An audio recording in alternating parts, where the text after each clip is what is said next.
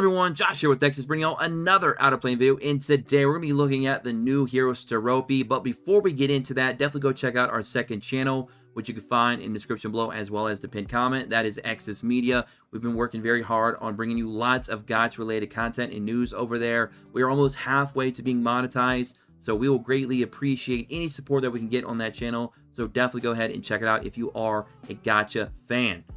Now, let's get into the meat and potatoes of today's video. We have here, for the first time ever, a normal drop rate up banner for a new hero that is light or dark element. Very, very exciting. Now, again, I said normal drop rate up. I'm not counting Demiurge Stella.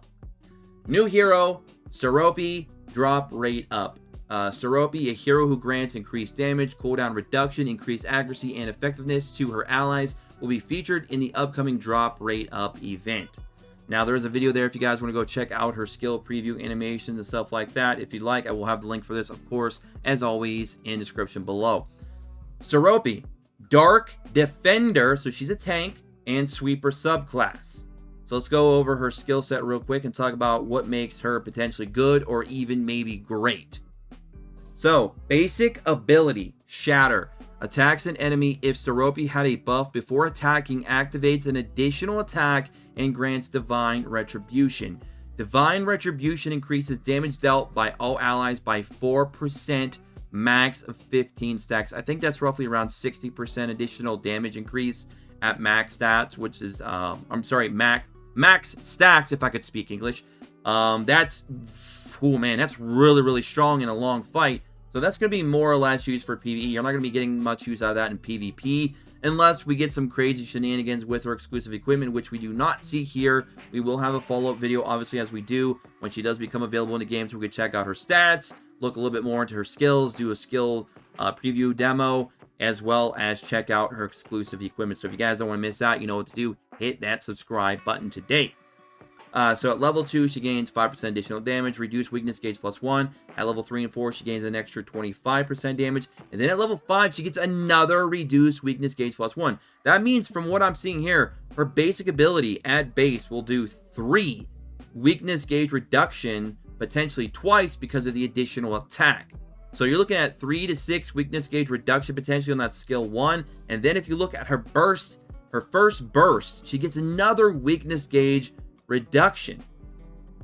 That is absolutely insane. Plus the additional attack increases damage. So, or gets increased damage. That is a lot of value right there in the basic ability. She's going to be allowing your whole team to be amped and hit for a lot of damage, while also being a very good weakness gauge battery, which is very, very strong for PvE. So she's going to be a bit of a force here with just her basic ability. There's so much value in that basic. It's also got a burst on it as well. Increased speed for 1 turn at 120 and then at 160. 5 stacks of Divine Retribution right out of the gate, which is 20% more damage for your whole team right there, which is incredible. And again, we don't know what her exclusive equipment is. Maybe it'll make getting those Divine Retributions easier. I don't know.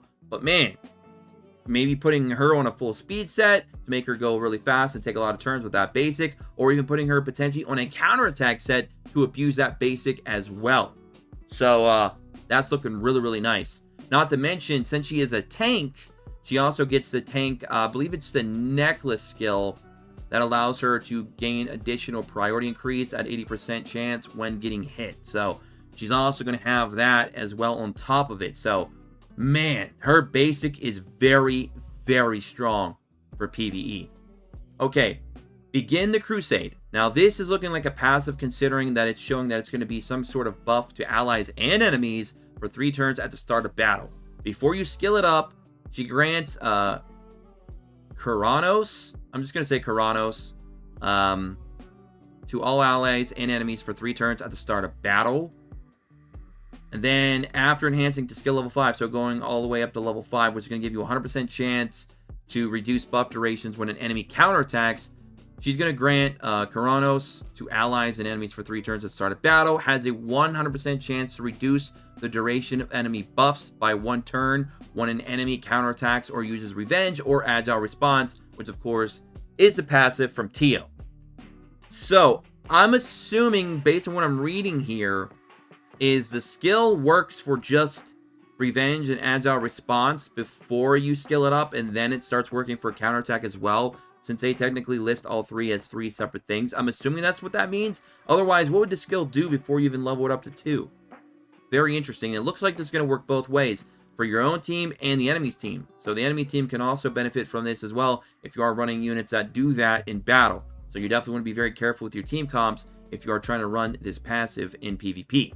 And this is going to be mostly a PvP skill. I mean, it's only for 3 turns at the start of battle. So, I mean, it could be useful maybe some boss fights at the very start, but more or less this is going to be a PvP skill, in my opinion, especially against Agile Response. That's really there to, you know, kind of like limit, in a way, TO. I mean, we've been trying to limit TO in a meta for so long, but she just keeps popping back up. It's insane, right? So, being able to reduce the duration of enemy buffs by 1 turn is pretty huge because it does not have a cooldown. That means if a Revenge and an Agile Response and a counterattack are all used in the same turn by 3 different enemies, all 3 of those enemies should have a buff turn removed. Or, you know, lessened. You know, if it's like a 2 turn, it'll become a 1 turn. If it's a 1 turn, it becomes nothing because it'll go away.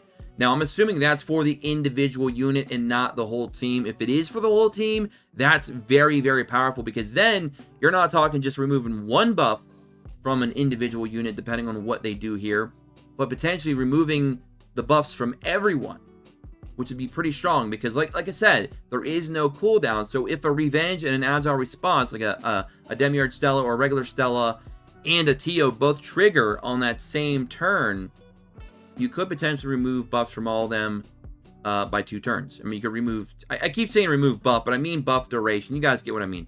You could be removing 2 turns of duration of all their buffs, which would, in most cases, just remove the buff altogether. But that's if it works as an AoE.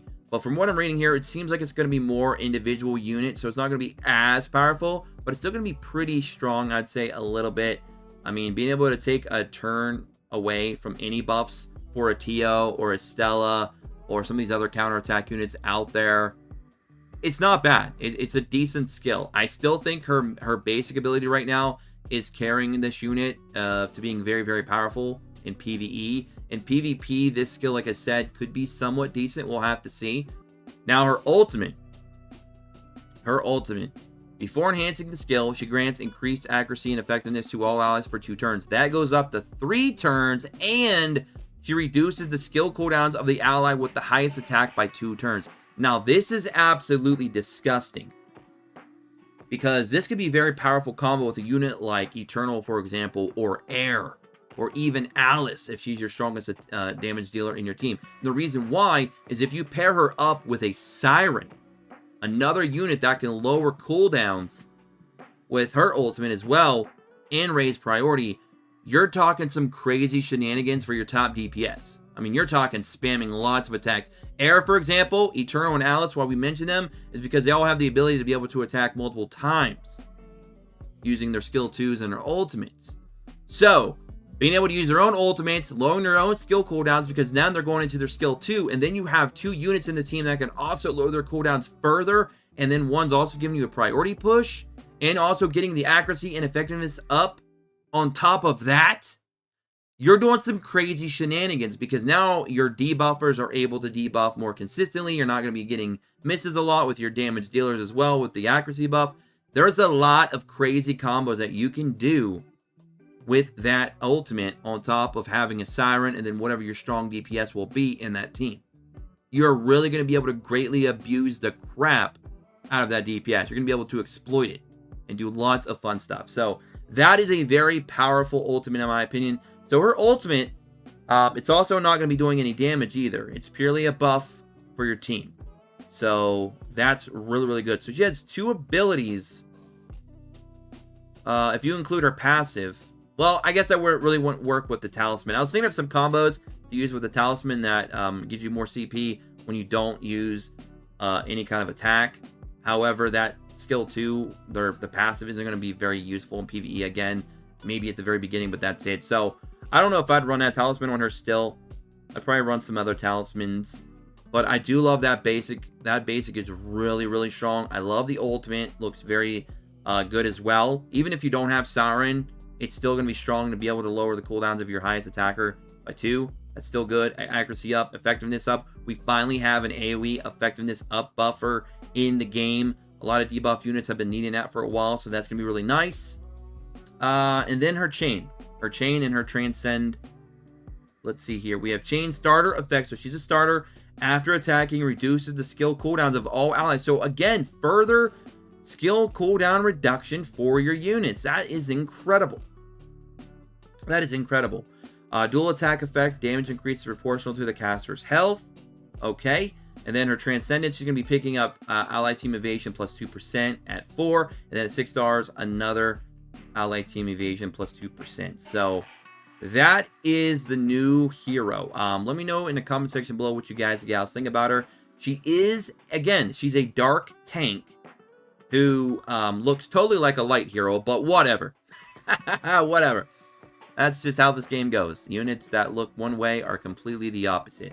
But I'm really liking her kit so far. I think she's not going to be all that powerful in PvP, in my opinion. I think she might be decent. She might be able to carve out a niche in there somewhere, especially against certain teams. But I still think that this is going to be more or less of a priority PvE hero, which is fine because we need strong PvE heroes. Because I'll be honest, the bot arena is just whatever at this point. I really don't even care until we get like RTA or some other arena modes down the line, maybe.